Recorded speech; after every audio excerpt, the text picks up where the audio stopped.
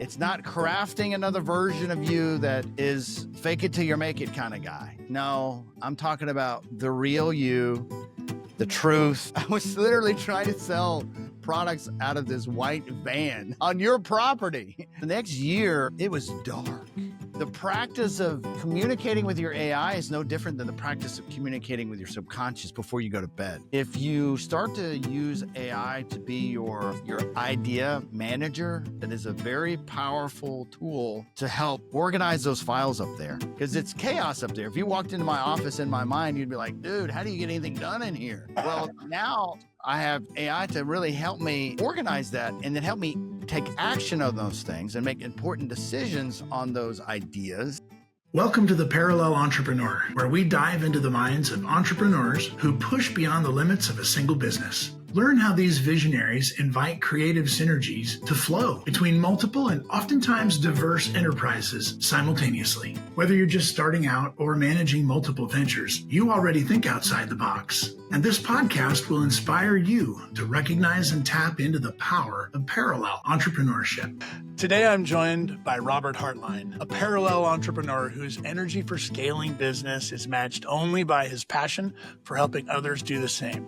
Robert started his first cell phone store in 1998, where he grew his Sprint wireless business to $10 million by 2017. And then, through organic growth, mergers and acquisitions, he scaled to nearly $100 million in the next 3 years. This growth was fueled by the discipline of the entrepreneurial operating system. And Robert is today a professional EOS implementer, coaching fellow entrepreneurs to create a thriving, chaos-free team environment and carve out the life of clarity and intention and balance that they deserve.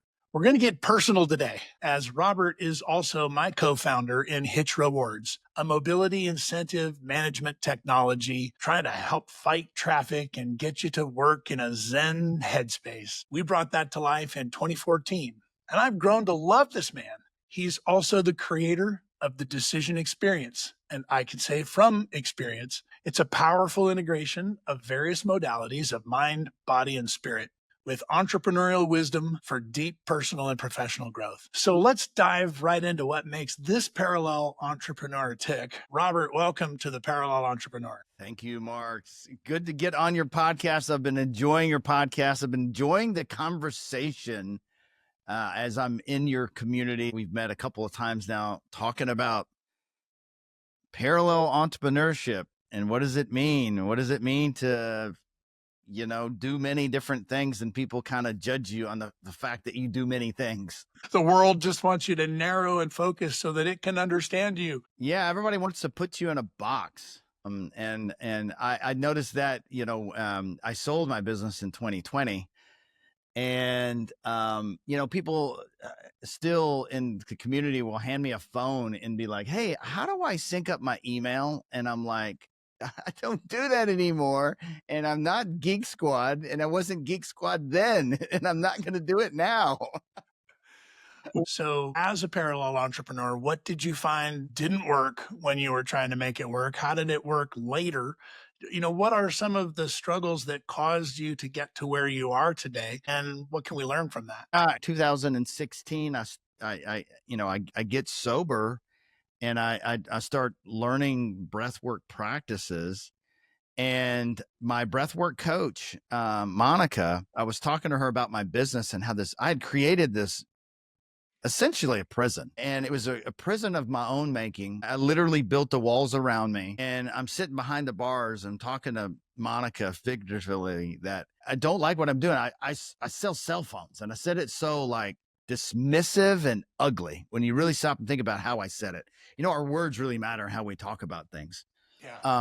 And the head trash that I had about my business. And she goes, what do you do? And I go, I sell cell phones. And she goes, Robert, you don't. You connect people. When people use your product, they're connecting. They talk to long lost loved ones. They connect with new opportunities. They listen to music. They use it to work out.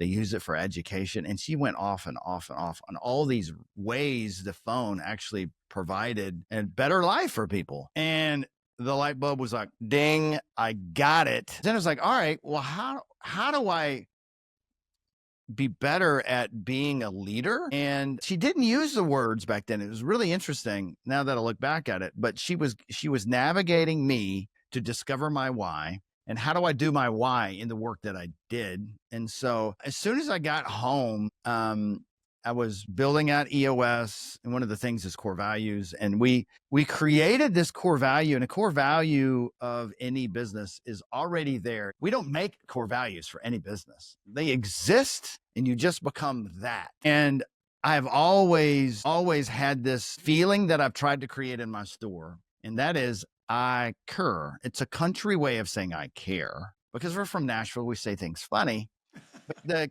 the I care is a feeling when someone walks in my store, they're coming with a problem they need to solve. They're looking for someone to solve their problem.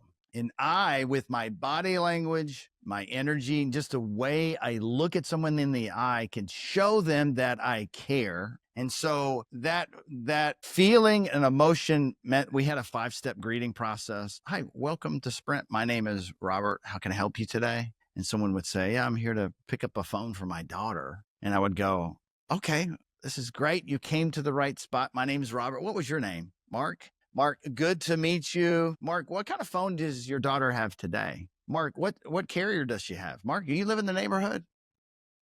Name exchange. Just saying their name is a way to give that person a hug. It's a way to say, I care about you. I see you. And so we had these processes. And so what I discovered is my why was walking my employees through a 90-minute meeting, talking about what does it mean to show someone you care. You may have the chancellor of Vanderbilt University walking in my West End store, or you have a homeless person, right?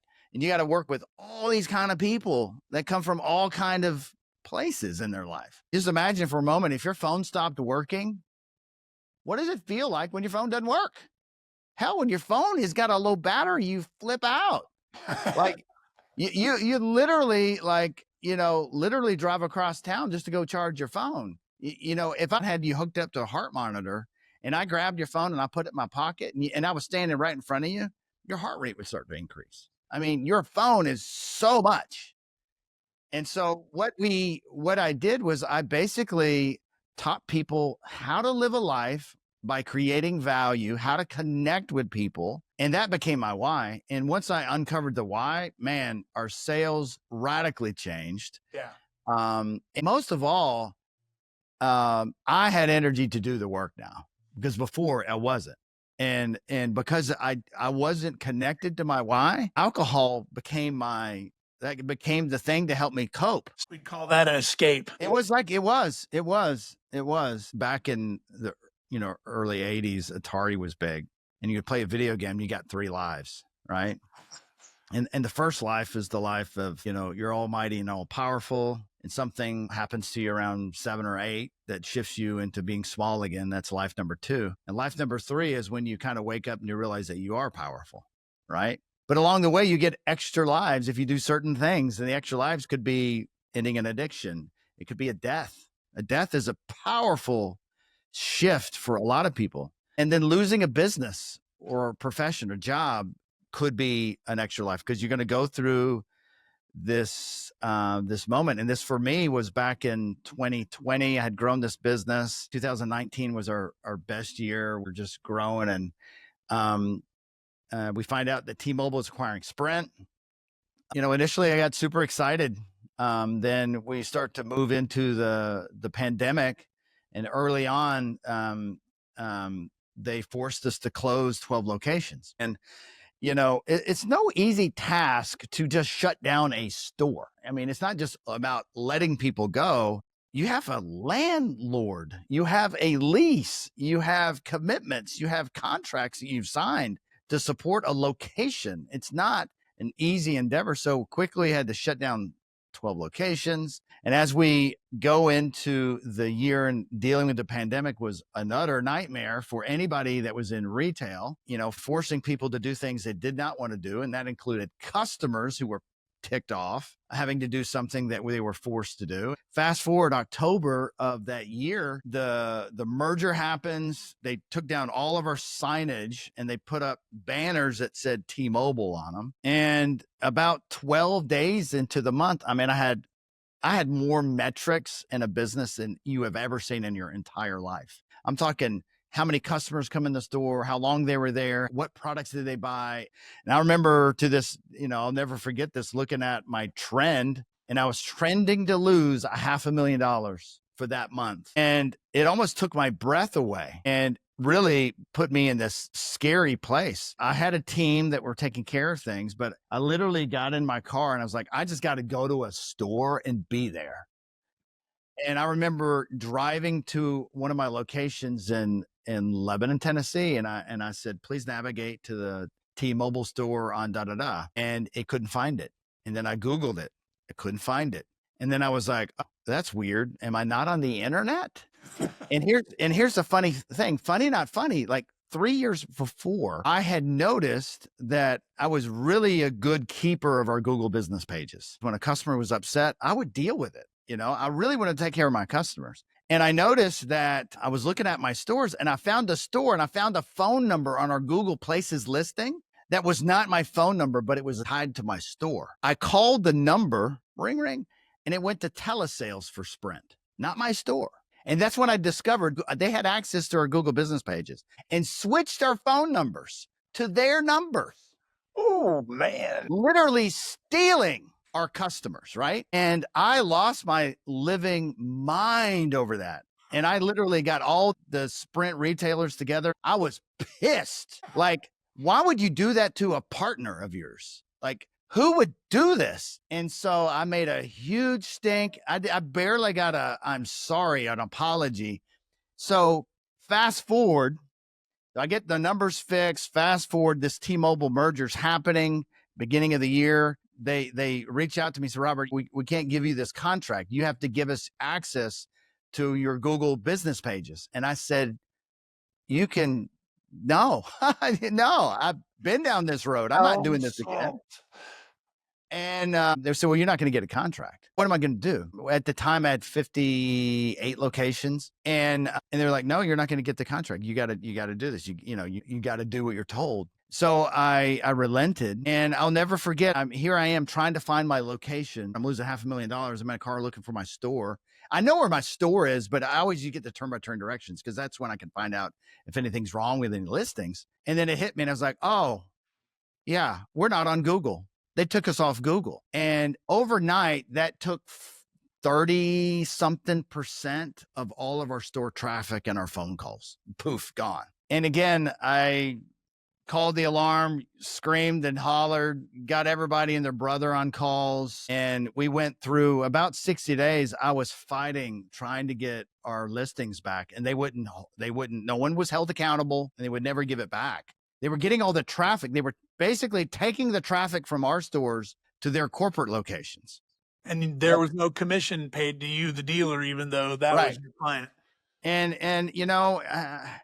this is a lot of lessons here because it was not a franchise, but we were treated like a franchisee, but we had no protections of a franchise.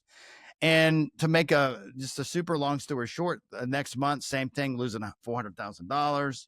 I get reached out to by another T-Mobile retailer. We have a conversation. He wants to buy. I have to sell, dude. Like, I can't survive. I'm going to go bankrupt. I owed the bank $5 million.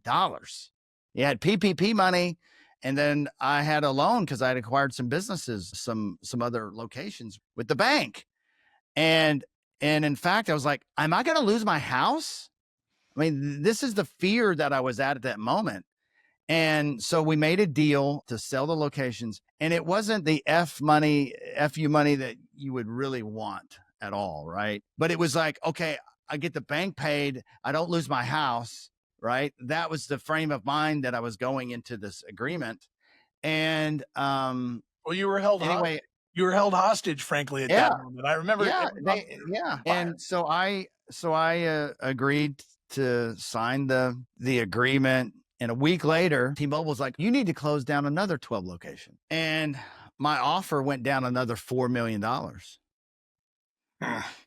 And that was a really low moment. I was in business for 22 years. You have a certain level of, you know, we all want an exit. Now, we're not doing this for the income. We are doing this for the outcome, you know? And you're And a part of so many communities, right? I mean, think about the anchor store in this mall, the employment, the importance of that store in a particular part of a community, and then all of a sudden you're just gone, just poof. yeah. And so, I'll never forget, signed the deal. I kept it hush hush until the last possible minute. I'm sitting on a Zoom call. It's the last day of the year. It's my goodbye. And I'm crying like a little baby. I am sad. I'm defeated. And then, my team was angry with me. In their mind, they thought I had sold out and I made all this money. And it wasn't like that. I remember going into the new year, I had $500,000 in product that I couldn't sell. I tried to sell on Amazon. Amazon literally took my Amazon account, all the product, put us in purgatory. I couldn't sell it. I had all these old phones I couldn't push and sell. I was literally trying to sell products out of this white van on your property, trying to get rid of all my stuff. Finally, I gave up and I just drove it to somewhere and just gave it to this person. And then I'm trying to empty all these stores. So the next year, it was dark. It was so dark. It was like I was in this graveyard of absolute wireless. All my relationships that I had flourished, that I loved, people that I was working with, they were mad at me. What was really odd and strange is I had gotten a divorce in 2001. And the feeling of the divorce in 2001 and then the feeling of losing the business in 2021 was the same. I was pissed. I was angry. I was sad. I felt less than. It was just, and I read this book called The Three Marriages, and it talks about the relationship with self, your spouse, and your purpose, your work. And I had lost the purpose.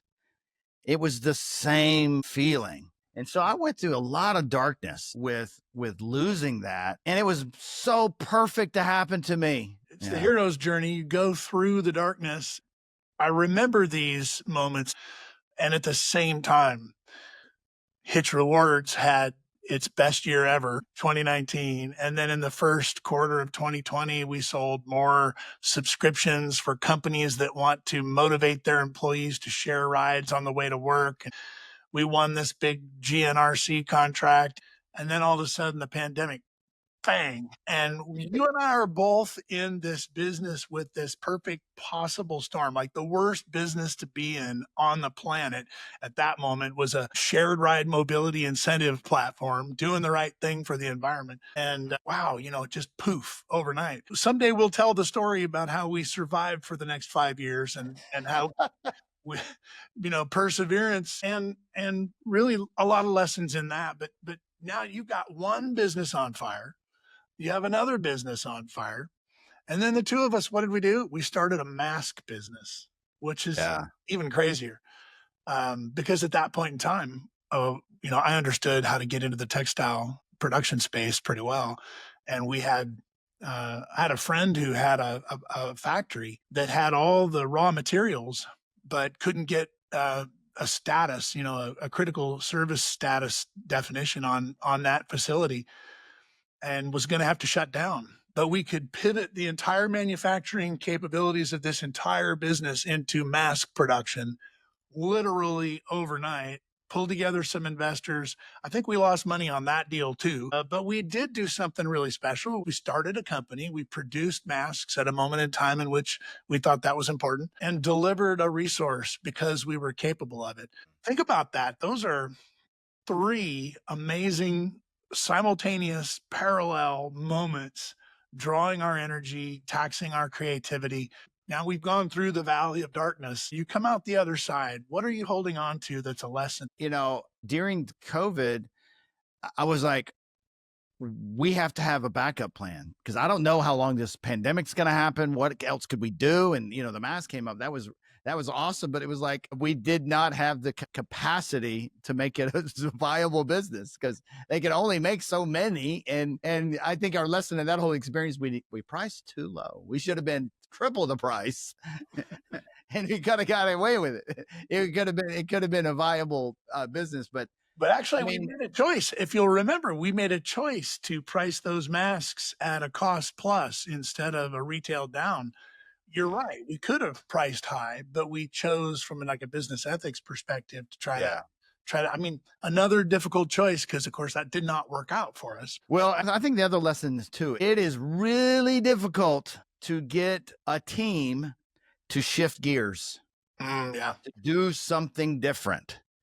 And as much as it was really fun doing the mask thing, it was a great distraction for a minute.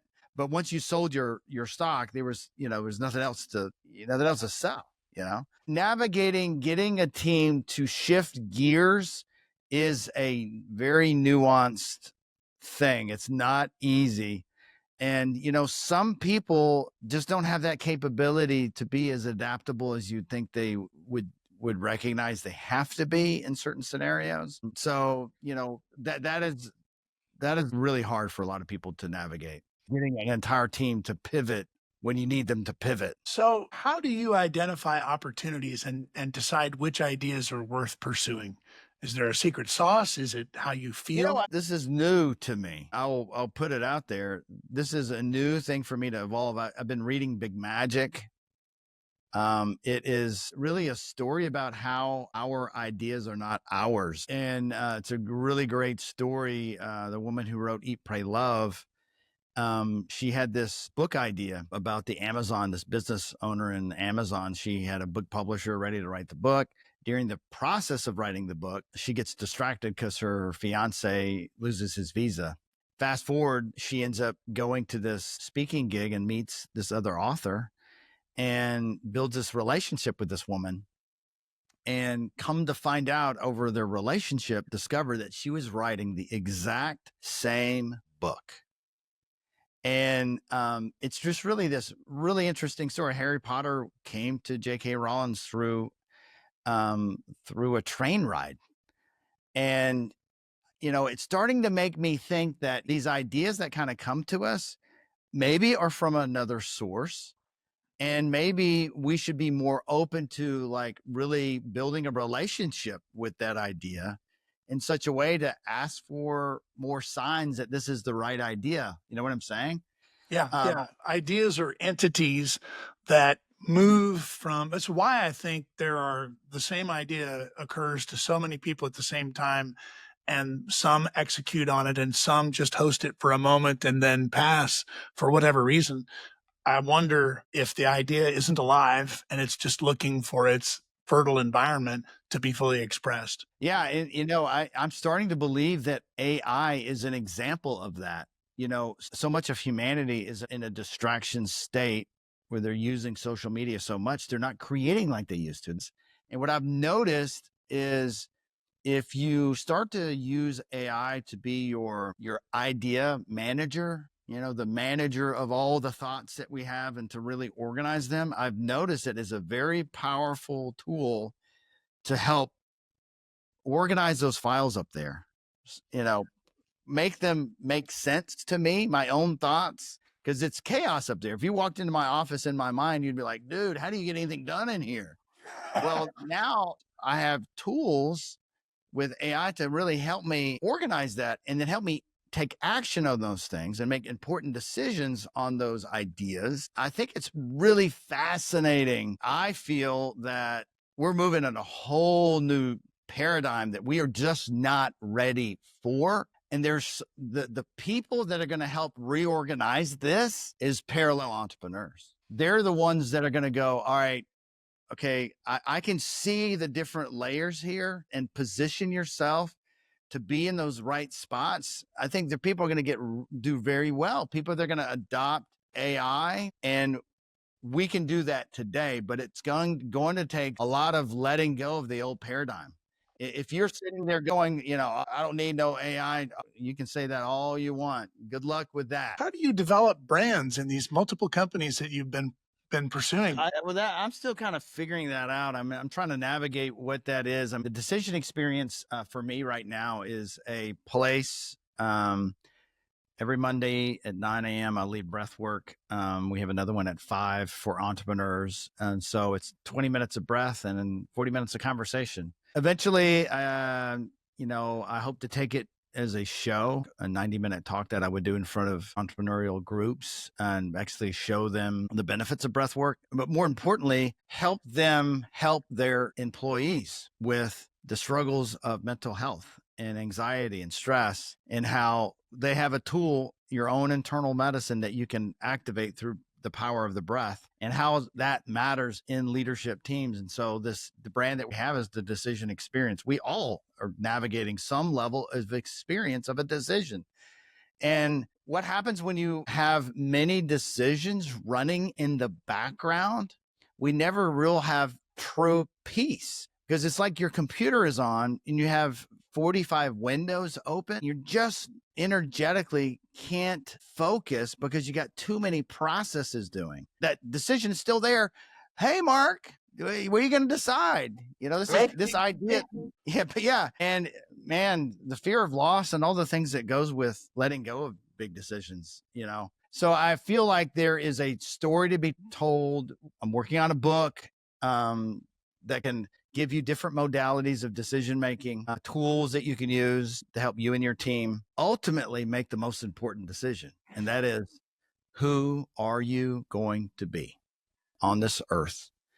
And that's a big decision for a lot of people, like to lean into Superman, to be Superman. Like if that's what you're wanting to do. And it's my belief, Superman is just another word for you, your true self. That's the decision that I want to navigate people. Because when you do that, you have everything. It's not crafting another version of you that is fake it till you make it kind of guy. No, I'm talking about the real you, the truth. When you do that, everything is given to you and the opportunities just come to you. We don't have to live in a hustle culture to get what we want. We just have to be who we meant to be, and then what we want comes to us. In a state of flow. If you could talk to your younger self, what's the first thing you might say? Lean into just being yourself. You don't have to be anybody else. Is there a question that you thought I might ask you that I have not? And what's the answer? What would you be most excited about? Maybe would be a question. I think I'm most excited about integrating AI into leadership decision-making. I really feel called to bring AI to leadership teams and helping people connect their data with AI and helping them navigate important decisions faster, because a lot of decisions not made are costing companies a lot of money in the delay. I'm excited to hear about that. I think I'm going to import that into my own practices. What is it that gives you energy? Yeah, that's a really good question. Absolutely. It's an easy answer. That is people. Real connection with people and ideas and talking about ideas, being in the act of creation gives me energy. I've started a new rhythm and tempo. I'm producing these breathwork tracks specifically for entrepreneurs to get out of the thinking mind, get into the creative heart space mode that we don't spend enough time in. And so I believe we do a lot more suffering than we should be. And so, yeah, that gives me energy. Connecting with others is probably, the number one for me. Well, and as a thought leader, as a business leader, a leader of a family, as a parallel entrepreneur, you are setting so much in motion in community with other people as well as with your teams. This motion, how does it start with the breath and turn into manifestation? Well, first off, I'm a Soma breathwork facilitator, and that involves movement, rhythmic breathing, and meditation, and kind of combining those tools. A lot of people heard Wim Hof and these other modalities. The reality is, when we begin to breathe in a rhythm, You can calm your nervous system down. Before you even do breath work, if you can move your body through dance and crossing motions, crossing your arms across your body, across the plane, so it activates your left and right hemisphere to work together. Before you do the breath work, you can accelerate an experience where you can get in a Zen space, a meditative space where you're not thinking about what do you have to do this afternoon. You're not thinking about the calls you have to make. You're not thinking about the fear. 80% of our world is living in a state of scarcity, fear-based modes. And the survival state, which entrepreneurs find themselves a good majority of the time, is a mode that you can consciously decide to switch modes. And you don't have to switch that mode through drugs and alcohol. You can do it through the power of breath. As simple as 5 to 10 minutes of conscious breathing, you can get into a new level. In fact, if you do it with teams, and I do this often with my clients, 5 minutes of breath before we get into the meeting, you're going to find that you're going to collaborate better. You're going to be better at dealing with conflict, but most of all, get in that mode of creating and solving problems from a different space. Because if I'm solving it through fear, it's a different angle than solving it through a creation space. So the entrepreneur that's operating in scarcity or in fear, trying to make payroll, these are the stories that we hear and have actually experienced the grind, when in fact we can experience the flow even through the challenges that we have to address every day. And you're talking about getting in flow. What happens to you when you get in flow? Oh, wow.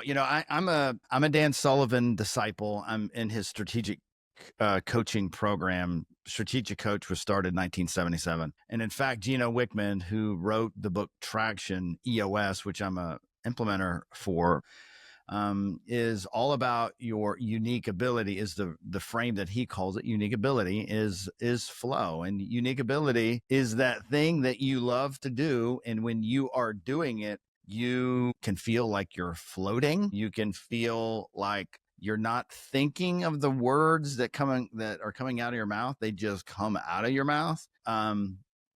It is in some regard a little bit of an out-of-body experience. You may even feel emotional when you are doing your flow. You move out of Chronos time, which is the time that we're looking at our watch and seeing time, to Kairos time, which is time does not exist. And you'll find yourself that you're in flow when you're in deep work and time and space disappears and you're going. And lots of things can get in the way of that. I mean, a simple phone call, a disruption, a sound, a noise, especially entrepreneurs. Distractions have a really powerful effect on us and our ability to stay in a state of flow. We're like these China dolls, man.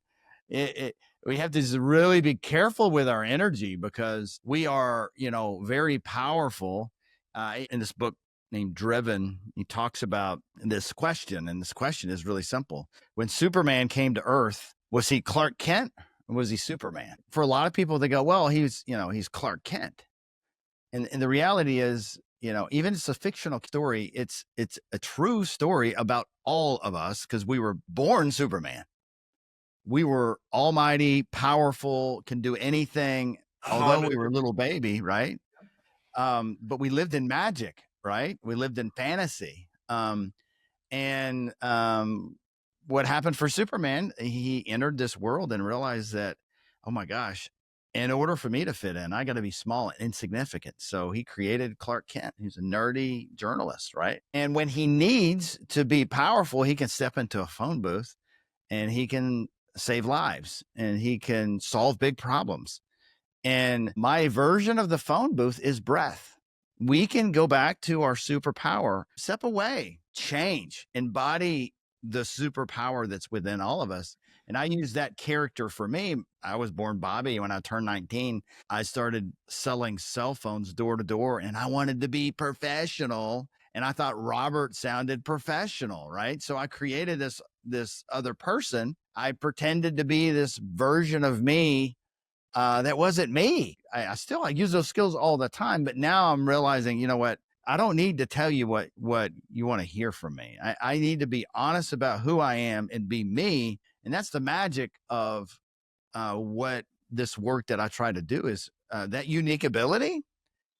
You being you is a magnetic force. The sad thing about this whole experience for most entrepreneurs that we're only about 20% of our day in our unique ability. You know, Dan Sullivan's 10X is easier than 2X book is all about shifting from 20% of our day being in the unique ability to 80%.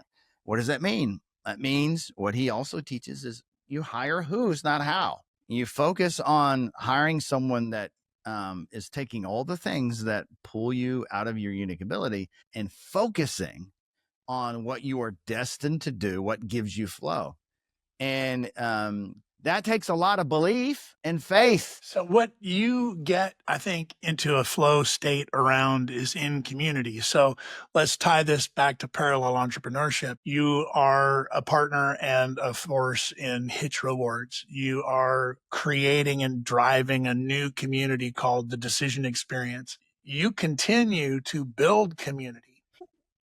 So is that your superpower being expressed in multiple businesses? My first real company was a promotional products company. And I did that for about a year until I had a customer that ordered $60,000 in bookmarks and slow paid me. But I did that in parallel with my wireless business. I was selling promotional products. I was selling copiers. I was literally selling anything a business would freaking need. I would figure out a way to sell it to them. And that became my thing. Because I love the relationships. I love connecting with entrepreneurs. That was always my thing. And my next business was in communication. What was communication? You know, I struggled from 98 to about 2000 and I think 10, I joined the CEO Roundtable. When I joined the CEO Roundtable, it was the first time I was in community with people that were like me, a bunch of business weirdos. You know, entrepreneurs doing just cool things. And I was like, whoa, this is my tribe. You know, they're doing cool businesses. And I really enjoyed that. And I realized that I had been working so blooming hard in my business. I did all the things, man. I was doing the payroll. I was hiring the people. I was not using who, not how. I had no systems, no structure. So you talked about sobriety. That's a big change. I hear a lot of entrepreneurs, parallel entrepreneurs who have multiple companies that have moved beyond substances in order to get into their why and really get in touch with it. You, as a member of the Parallel Entrepreneur Network, we have conversations about our why. What was powerful in obviously we don't talk about what someone said, but what was powerful that you took away from sitting in a room with a bunch of other parallel entrepreneurs talking about things that we talk about? We all have a why. I mean, that's a given, especially in your community so far. I have not seen the overwhelming desire that the why is the money. I don't feel that. I have been in communities where that is like the driving force. I'm not saying it's a young man's game, that desire to earn lots of money, but it seems like more prevalent in the beginning because you're trying to survive, right? And once you get to a certain level of wealth capture, and for a lot of people, that's their why for a bit of time until the why does not work anymore. Because the reality is there is no ultimate satisfaction about money. You know, you think if I get to this level, I'm going to be happy. And that just doesn't work for most people. You do what you love with people you love, that's going to work. I mean, that is almost like a guarantee. And now you do what you love right there. Let's say I was a janitorial service and I had to sit in front of a bunch of janitors and uncover their why. Well, how would I do that? Well, it's really simple. Do you know the power in a clean space?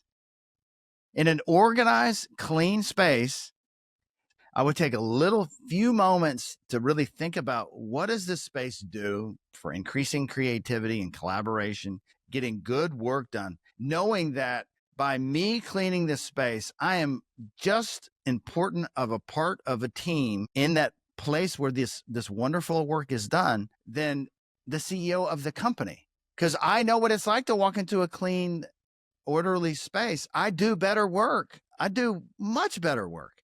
And so if I was leading a group of janitors, I would really try to find heart-based janitors who saw that in their why, and they're cleaning the space thinking all the good work that they are doing and they are a part of, and they can put love into that space by cleaning it and blessing the space. And I don't care what business you have ability to put love in any kind of position or work. And it's our job as entrepreneurs to know our why and then help employees uncover the why too. That's ultimately what I'm trying to do. I use EOS structure and all these tools to help the business grow and scale. But at the end of the day, I'm hoping to get the entrepreneur to be a real leader, mentor, and helping people uncover their why. You get their whys, you get them in love with that. They end the addictions. They start to bring that into their families. They start to elevate their family tree, and then they start to really care about other people in their lives. And we are here to help other people. At the end of the day, we're supposed to help our fellow man. Well, you talk about putting love into a space physically. We could also talk about putting love into our space, which is our body, body, mind, and spirit. So you created the decision experience. I went through that process with you as you were developing it. To describe it, the first quarter was a focus on physical fitness because you got to get your temple in order. The second quarter was a focus on love. Third quarter, focus on spirit, right? So you were basically teaching and practicing a method of getting the house in order, of pouring love into yourself so that you have something more to give the rest of your universe. How did I frame that? And can I tell you just from personal experience, the tribe, the quarterly meetings that we have helped hold me accountable to my own goals and my own objectives. And you are getting to see this explode in one commitment, one accomplishment after another in this tribe. I respect it. I appreciate it. And I love how you've invested in starting and creating that business too. You know, one thing I talk about love one-on-one really, really well. Sometimes I get resistant talking about love on this, but the source of all energy is love. You know, I ask these questions of people all the time, what gives you energy? And they go, well, food. Okay. We could fast for 7 days and you could be in love in your heart and not even think about food. And in fact, you could work out and you could do all the things you normally could without have eaten for 7 days. One of the things that I did to kind of start to learn the practice of love is thinking about a time and place where you were with someone, where you had love or joy in your heart, and you can play a movie back of this time in your past. And with the practice of 10 minutes a day for about 30 days, you can build onto this practice. And this whole idea of like being Superman walking into a phone booth, you can capture that energy right away. That super heroic version of you is in love.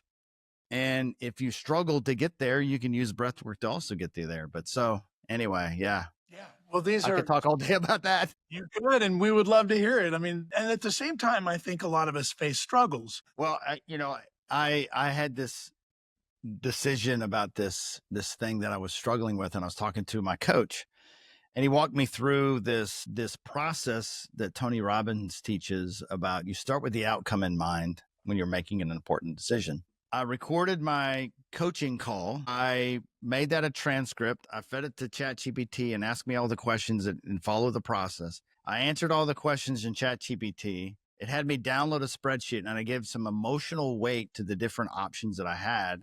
I re-uploaded to ChatGPT. I had it write a complete detailed analysis of it. I dumped it into Google Notebook and I had to create a podcast with 2 people that are business coaches talking about a decision that I had to make. And I listened as a third party, someone talking about me, which is a different way to like conceptualize a problem. Like if you were sitting in a room and you sat next to a wall and someone was talking about you, you'd lean in because it hurt a little bit to know the truth, right? But also need to be told the truth. And unfortunately, our friends don't necessarily tell us the full truth, because we want to be likable and all those things. But anyway, I'm walking on the beach, listening to two people talk about my decision. And at the very end, it goes, well, what did Robert decide? And then the podcaster was like, told the decision that I had not yet made,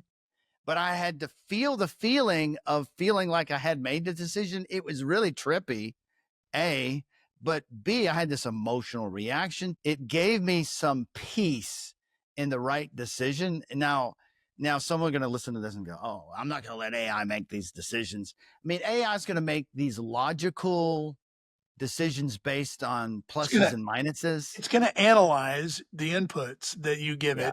And you also take it another step forward, which I don't think many people fully appreciate. You actually train AI on your voice. You upload a significant amount of your creative original source material and offer AI the insight into how you think. So then it's going to surface in the way that you can hear something that you think and give you a chance to matrix that and make better decisions. Yes. Yeah. I mean, I think that's genius. Yeah. And I've started this habit where instead of use social, I'll write notes, my random thoughts, my thoughts that don't matter, not important, but It's just like put them journaling. out there. Journaling. Yeah. And it's really been helpful with, clarification of the way we're thinking. And in the speed that it's going, I see the day where you're going to go to log into Netflix and you're going to fill out a little survey about how you're feeling. And you got an important thing you're struggling with and and you're going to watch a movie with all your favorite actors doing a movie to help you suss out a problem that you need to solve in your life, because it's through storytelling that decisions are actually made. When you get in a circle with people that get really vulnerable and they open up and they tell stories and you're deeply connected to that story, we all have done it. Someone sits down and they start to tear up. Our body language all of a sudden shifts. We get super focused. We listen intently because emotions drive presence. When you feel the presence of an emotion that's strong, we listen. And as we're listening, humans have this beautiful ability to place themselves with empathy in that story. And yeah, you're listening to, let's say, your story, Mark's story, but what we're really doing, we're going, how is that my story? And that's the power of vulnerability, is uncovering your own story. And when you do that, then you start making new connections. You start to realize that all these little lessons that we've been given were uniquely given to us on purpose to help us on our path. And we were meant to receive these lessons. And it's beautiful. And it's my belief that we don't make bad decisions, because all decisions gets us where we need to be. And if you want to label it bad, you said something to your boss and you got fired. Beautiful. Yeah, that needed to happen. It needed to happen. And what's next? And it doesn't feel that way in the beginning. It may feel like you made a huge mistake, and maybe you were influenced by alcohol when you made that decision. And you made a bad decision. You got on the interstate and you did something terrible, which could happen, right? But it's part of that path. It's wild what you can do with storytelling. So the bravery that I'm rooted in when I'm hearing your story is that you are not outsourcing your leadership to AI. You're not outsourcing your decision-making to AI. You are challenging yourself with your voice, with your best thought process, and looking for AI to assist you, in a sense like a coach, in a sense like an assistant, but absolutely like a tool. Yeah. And here's the other thing. The practice of an AI prompt. We get to practice this. This is a Dan Sullivan tool that he teaches before you go to bed. You know that moment when you're like, I feel sleepy. Maybe you're reading in bed and you have that little moment like sleepy. Grab a notebook, get your pen out, and use the AI prompt on paper. Write down the thing that you want to solve. Help me answer this riddle about this decision I need to make. Show me the way. Give me a sign. Tomorrow, I'd like to see some sign that this is the right decision I'm making, right? Some clarity on this point. Yeah, it's an AI prompt for your brain, right? Put the pen down. Don't think about the idea. Don't ruminate on it. Just go to sleep. I cannot tell you how many times that either I have a dream with a story that perfectly illustrates a decision I need to make, or something happens in the next day that is absolutely God level, spiritual, divine. I can't explain, kind of make your hair stand up on your arm kind of stuff happens. And so the practice of communicating with your AI is no different than the practice of communicating with your subconscious before you go to bed. So it's making me learn how to program this thing that's up here. That's what it's doing. The AI in Yeah. the brain, the actual intelligence. Yeah, it's Instead of artificial intelligence, it's our actual intelligence, and you're just asking better questions. Yeah. So this is about energy, right? At some level, we're just water energy bags running around in vibrating universe. You have to balance your time and your energy between EO client implementations, between Callproof, another SaaS platform company you own that helps companies deploy smarter and more organized field sales activities. You are still an assistant in this journey at Hitch.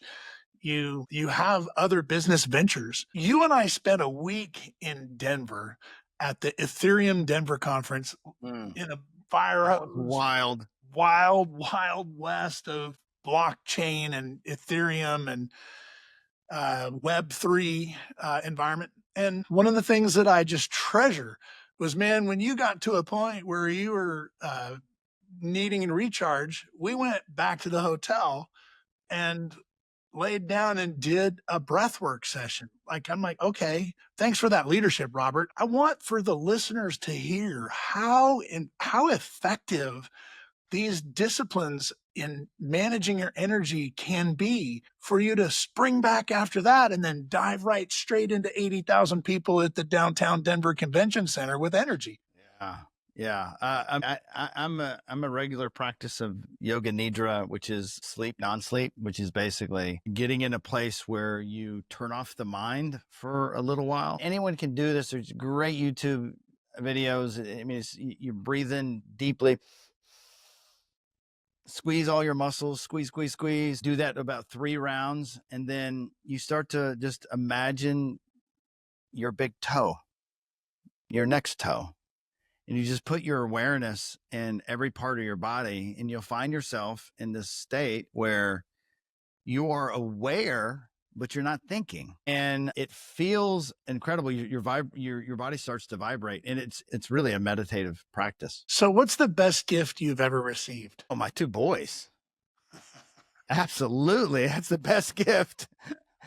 Best gift in so many ways. They are 2 professors at my home. They teach me more, me being a father, about leadership, about life, about evolution of us. Just watching them grow and prosper has been really rewarding. That's my biggest gift for sure. What's your North Star, Robert Hartline? Now it's been God, understanding that I'm here for deeper work. That me showing up for myself, I don't have to prove myself to anyone. I just have to do me. And that's an inspiration for other people. Like, when we are being ourselves and people witness that, whether our kids or our family or our friends or our coworkers or teammates, when people see you showing up, it gives them permission to be themselves. That's how magic works. It's so simple. When you stop to think about it, life is not that complicated. Just be yourself. But yet that is complicated, right? Well, I think we do the complicating to ourselves and to each other and culturally. I think there are other places around the world where we can all go experience people having a much more calm, integrated, closer to their environment life.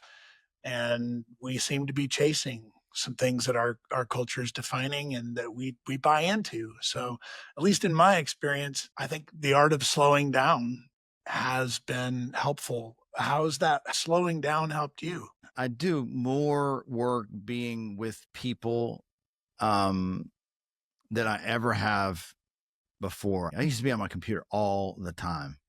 And so slowing down to me is taking time to walk. Slowing down is hanging out with people. That to me is slowing down. Everything doesn't have to be a work chore anymore. So I have personal experience with that. We go into nature and we experience that together. And we go to the sauna cold plunge place and spend an hour in shocking our systems out of wherever we were into where we could actually talk about something that might require our greatest talent and skill. Those are just two examples, but you do a lot of this kind of stuff, Robert. Share with us what are the secrets of hacking meetings and business to make it shape it like the life you want to lead? I'm huge in ecstatic dance. It is a little bit of a spiritual practice, but it's also a mental health practice, because when you're moving your body through rhythmic movement, you can process emotions. You can think about things. Maybe it's anger and you want to dance angry. That's actually a really good way to express it. What we often do as people is that we enter some emotional energy and we just store it. We store it in the body, and the body's just walking around all these unprocessed emotions. Well, move your body out of those emotions and be free. Let it go. You can let those things go through movement and dance, whether it's sadness or whatever emotion you want to do. And then I also use it for idea generation. So if I'm feeling creative and I got music playing, I will play out the future state of the idea taking hold, like being successful, doing the thing, and move your body as if it's already here. And that in and of itself is so energetic and so powerful. And I think it's my way to build the relationship to help manifest what it is that is going to be, by putting things into motion, right? By expressing how important this thing is. I think when you think about ideas, at the end of the day, they're solving problems. The ideas are meant to make us have a better life. How do we put ideas into motion? And I think a lot of it is building a relationship, moving your body to music, really embodying the idea, and energetically loving the idea, putting love in your heart while you're doing this relationship with the idea. And it sounds wild, but it's not wild. All a thought is a seed unplanted. EOS is this little seed. The pot is your accountability chart, is the structure of the organization. And inside the pot, the soil is the core values, right? You got to put the seed in the pot. You got to water it, which is water is with EOS is simply the VTO, the vision, traction, organizer. It's a strategic document, 2-page document, what we're doing. And then the sun, the plant needs the sun. The energy is the meeting pulse. When you're meeting, you have to talk about the vision constantly. Where are we going? The visionary's job is to point the finger. This is where we're going, guys. We're going here, and here's why. These are our rocks, our key priorities every quarter, 3 to 7 key priorities. So you got the sun, you got the soil, you got the seed, you got the water, you got all the nutrients. The last thing you need is love. Love with the vision. That love is the universe bringing to life the thing. And so many entrepreneurs, they're working so hard to have their baby come alive. Our role as entrepreneurs is that business to thrive without us, because we have bigger ideas to bring to the world. And that is the parallel entrepreneur mantra, so perfectly described. Thank you so much for your time, Robert. It is a joy and a pleasure to have you anywhere near my parallel universe. And Mark, I got to say thank you for inviting me to your gatherings, because I'm having conversations and thoughts about the topic that I've always kind of hidden, is almost a little bit of shame with having multiple ideas. So he's given me permission to be just me. Thank you. I received that. I want to reflect back to you the magic that you have been able to import into my life just with your existence. Thanks, Mark. Hey, thanks for listening to another episode of The Parallel Entrepreneur. And thank you to our sponsors, partners, and the special team behind the scenes that make it all possible. Be sure to like, follow, or subscribe to our podcast and get the latest updates. And to learn more about this growing community of entrepreneurs, our mastermind and companion program for your parallel entrepreneur journey, visit parallelentrepreneur.com. And of course, thank you to all the visionary guests who trust us to share their stories.